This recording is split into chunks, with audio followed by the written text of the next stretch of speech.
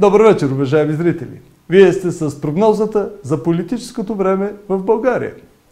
Неочакван хартиен дъжд се излява в района на Костинброд, като метеоролозите предвещаваха той да обхване цялата страна с рекордните 350 хиляди бюлетини за всички многомандатни избирателни райони.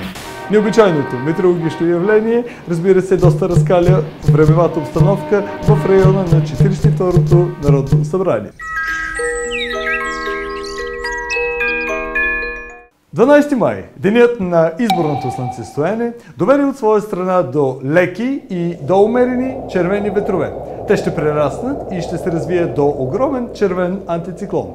Червеният антициклон от своя страна ще доведе до синьо затишие пред буря, така че не забравяйте да смените своите политически чадъри. Парламентът е атакуван от неочаквано студена, волна, купеста облачност, която е с температура малко над 7%. Тази волна, купеста облачност ще доведе до горещи сблъсъци с гръмотевици, както по места, така и по местан.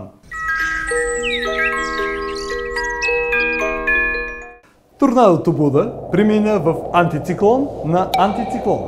Макар и най-голямо, торнадото Буда остана в метеорологична изолация, което ще доведе до гръмотевици в ляво, дясно и в център.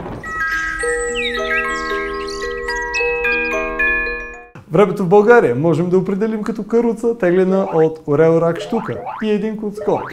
Но не се притеснявайте и нека да бъдем оптимисти. И да не забравяме, че след един обилен пречистващ дъжд, септември отново може да бъде май.